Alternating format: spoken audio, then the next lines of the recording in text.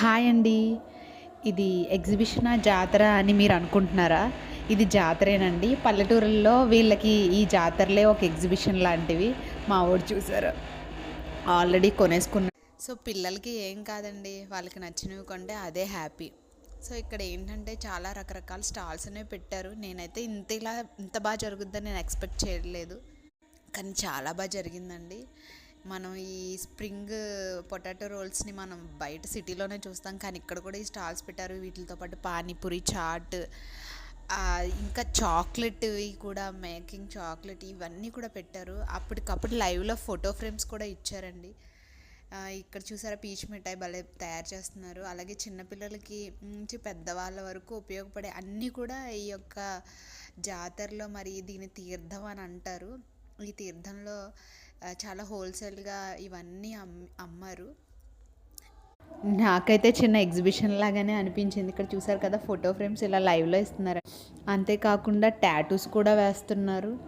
So మా వాడిని తీసుకుని అయితే ఒక రౌండ్ అయితే వేసాను ఆ చివరి నుంచి ఈ చివరికి. సో వాడు కూడా ఎంజాయ్ చేశాడు నాతో పాటు.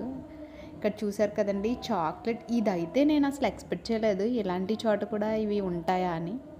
సో బాగా అరేంజ్ చేశారండి. ఇదిగోండి ఇవన్నీ కూడా మనం ఆల్రెడీ ఎప్పుడు రెగ్యులర్గా చూసేవే. ఇక్కడ నాకు బాగా నచ్చినవి ఏంటంటే ఇవి చిన్న చిన్న ర్యాబిట్స్ అనేవి ఉన్నాయి. ఇవి నాకు చాలా బాగా నచ్చాయి.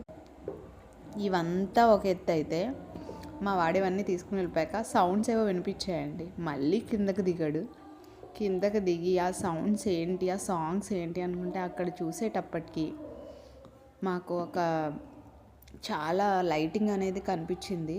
సో అది మా హౌస్కి చాలా నియర్గా ఉంది.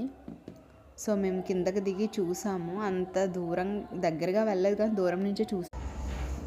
సో ఈ విధంగా అయితే ఇక్కడ స్టేజ్ అది డెకరేషన్ చేశారండి.